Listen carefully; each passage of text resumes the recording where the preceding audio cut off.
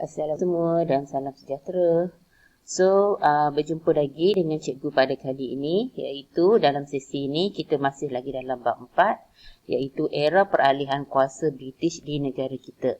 Okey, untuk kali ini jom kita pasak siarah bersama cikgu untuk 4.6, iaitu penyerahan Sabah kepada kerajaan British. So, untuk sesi kali ini kita fokus kepada Sabah. Bagaimana Sabah nanti diserahkan kepada pihak British. Untuk kali ini, cikgu akan sentuh mengenai penyerahan Sabah kepada kerajaan British dengan kita akan lihat dari segi pentadbiran yang berlaku di Sabah selepas kekalahan Jepun, itu satu. Dan satu lagi kita akan tengok kepada faktor.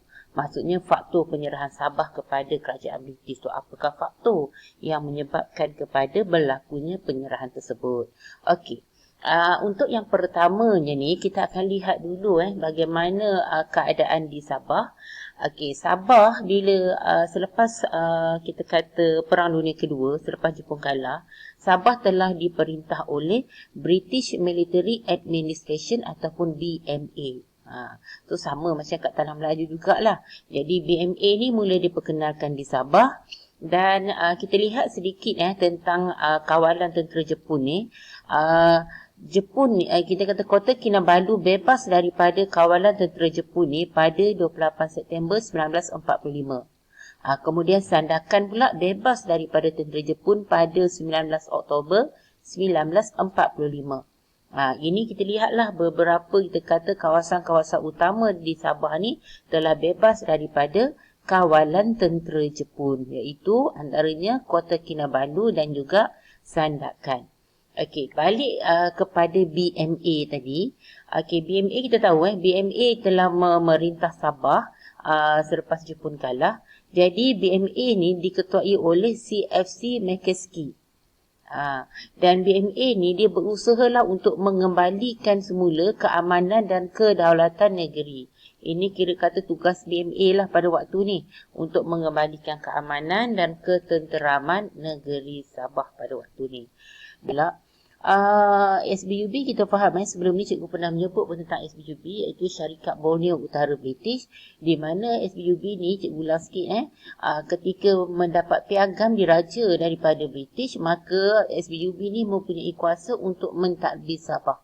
Jadi bila SBUB mentadbir Sabah pada waktu sebelum pendudukan Jepun dan selepas pendudukan Jepun, apa yang berlaku, SBUB telah menandatangani perjanjian dengan kerajaan British, iaitu pada 26 Jun 1946. Bila ditandatangani perjanjian tersebut antara SBUB dengan British, menyebabkan Sabah sekarang ni menjadi tanah jajahan British. Kalau sebelum ni, Sabah menjadi tanah naungan British. Maksudnya, Sabah sebelum pendudukan Jepun tu, semasa diperintah oleh Syarikat Borneo Utara British ni, Sabah adalah tanah naungan British. Yang mentadbir Sabah adalah sebuah syarikat, iaitu inilah Syarikat Borneo Utara British ataupun SBUB. Tapi selepas Perang Dunia Kedua, SBUB menandatangani perjanjian dengan British, maka Sabah pada waktu ni dah pun menjadi tanah jajahan British. So kena fahamlah, sebelum tu tanah naungan British, sekarang menjadi tanah jajahan British. Okey, Sabah apabila menjadi tanah jajahan British, bila dia dah jadi tanah jajahan British ni, jadi pentadbiran negeri dia akan ditadbir oleh seorang Gubernur. Gubernur ni lah yang akan jadi ketua kerajaan bagi Sabah nanti. Dan Gubernur British yang pertama di Sabah ialah Sir Edward Twining.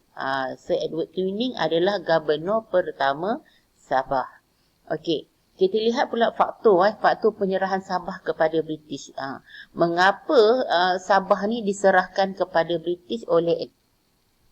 Okey, pertama kita lihat dia ada 3 faktor. Pertama adalah untuk memenuhi kepentingan British. Yang kedua untuk meneruskan dasar British dalam hubungan luar. Dan yang ketiga sebagai mengatasi masalah kewangan SBUB lah sebenarnya. Okey, yang pertama dulu, memenuhi kepentingan British. Perdana Menteri Britain pada waktu ni iaitu Clement Attlee, apa yang berlaku, Clement Attlee ni pada waktu ni sedang menyelesaikan pemberian kemerdekaan kepada 3 buah negara ni, iaitu Sri Lanka, India dan Burma.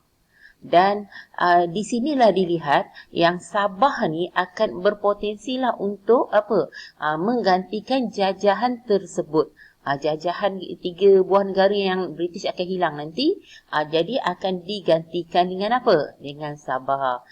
Dan satu lagi kena ingatlah, Sabah juga adalah pembekal untuk bahan mentah, kan?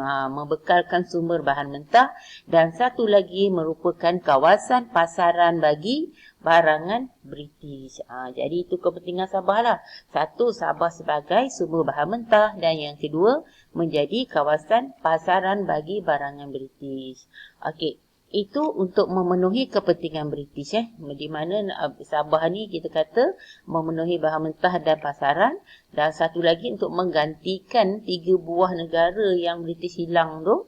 Jadi digantikan dengan Sabah. Okey, yang keduanya adalah untuk meneruskan dasar British dalam hubungan luar. Okey, bagaimana meneruskan dasar British dalam hubungan luar? Okey, semasa SPUB memerintah, Sabah cikgu sebut tadi kan, negeri naungan British. Jadi bila dia negeri naungan British ni, British berkuasa dalam menguasai hubungan luar negeri dan pertahanan Sabah. Jadi masa naungan British ni menguasai hubungan luar negeri dan pertahanan Sabah. Sebab tu kita tengok di Sabah semasa pentadbiran SPUB, tak ada pun kuasa lain yang masuk nak ambil Sabah. Sebab apa? Sebab pada waktu ni walaupun ditadbir oleh SPUB, tapi negeri Sabah berada di bawah naungan British. Dan bila British dah mempunyai kuasa dalam hubungan luar dan pertahanan Sabah, inilah yang mendorong SPUB untuk serahkan Sabah kepada British pada tahun 1946. Sebab apa? Sebab British sebenarnya dah pun menguasai hubungan luar negeri dan pertahanan Sabah. Okey, itu untuk meneruskan dasar British dalam hubungan luar. Okey, yang ketiga adalah masalah kewangan SPUB. Dan kita sedia maklum, selepas perang ni biasanya akan berlaku kemusnahan di merata tempat. Dan itu juga yang berlaku di Sabah apabila tentera Jepun sebelum kalah, mereka telah memusnahkan beberapa bandar-bandar penting, bandar-bandar utama. Antaranya ialah Jesselton, salah je H ni, tak ada H. Jesselton, Kudat dan Sandakan. Ini 3 buah kawasan yang telah dimusnahkan oleh tentera Jepun sebelum mereka keluar daripada Sabah. Dan kemusnahan ni menyebabkan kerosakan yang sangat besar dan memerlukan kos pun yang sangat besar. Oleh sebab tu, SPUB memang tidak mampu untuk nak membangunkan Sabah kembali, dan pihak syarikat pun memang setujulah untuk serahkan Sabah kepada British. Sebab apa? Sebab SPUB tak mampu untuk membangunkan Sabah kembali sebab kemusnahan dia melibatkan kos yang sangat besar. Dan untuk nak memulihkannya tu. Okey, itu ada 3 faktor. Yang pertama apa tadi? Memenuhi kepentingan British. Yang kedua, meneruskan dasar British dalam hubungan luar. Dan yang ketiga, untuk mengatasi masalah sebab SPUB mengalami masalah kewangan. Okey, itu 3 faktor tersebut. So sekarang kita lihat pula kepada gambar sedikitlah yang menunjukkan kemusnahan di Sabah selepas Perang Dunia Kedua. So kita lihat di sini, di mana ini Bandar Sandakan. Bandar Sandakan sebelum dibom oleh tentera Jepun, kita lihatlah kawasan jalan raya dia, semua jalan kereta api, bandar, rumah, bangunan, semuanya kita boleh nampak dalam keadaan yang baik. Tapi selepas dibom oleh tentera Jepun, apa yang kita dapati di sini adalah macam tiang-tiang, dah tinggal tiang dah. Daripada bangunan dah tinggal tiang. Kan? So keadaan yang kita nampak ni, yang kalau sebelum nampak teratur je pembangunan bandarnya, sekarang ni bandar tersebut telah musnah sepenuhnya. Dan begitu juga dengan kebakaran yang berlaku di Hospital Awam Jesselton. Kan, Hospital Awam di Jesselton nampak di sini akibat daripada kebakaran yang berlaku. Jadi inilah yang kita kata kemusnahan yang berlaku di Sabah yang menyebabkan sebenarnya SBUB tidak mampu untuk memulihkan Sabah kembali.